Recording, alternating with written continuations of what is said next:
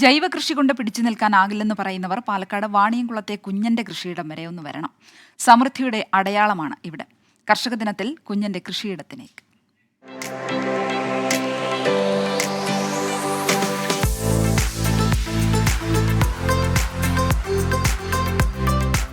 ഇത് ശങ്കരനാരായണൻ എന്ന കുഞ്ഞൻ.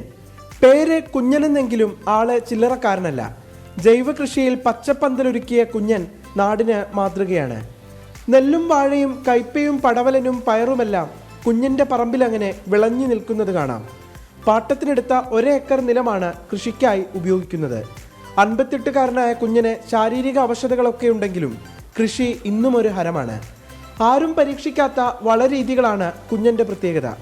മീൻവളവും മുതിരയും ശർക്കരയും തുടങ്ങിയ നാടൻ ജൈവവളങ്ങൾ ഉപയോഗിച്ച് പച്ചക്കറികളെ പാകപ്പെടുത്തും.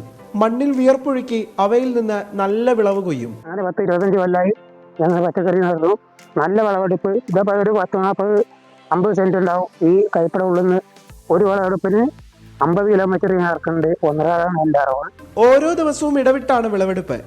50 കിലോയോളം പടവലനും 45 കിലോയിലധികം കൈപ്പക്കയും 15 കിലോയോളം പയറും 12 കിലോയോളം കുക്കുംബറും ഓരോ വിളവെടുപ്പിലും ശരാശരി ലഭിക്കും. കഴിഞ്ഞ 2 വർഷങ്ങളിലും പഞ്ചായത്തിലെ മികച്ച കർഷകനുള്ള അംഗീകാരവും കുഞ്ഞനെ തേടിയെത്തിയിരുന്നു. കൃഷി നശിച്ചുകൊണ്ടിരിക്കുന്ന ഇക്കാലത്ത് ആശ്വാസത്തുരുത്താണ് കുഞ്ഞന്മാർ.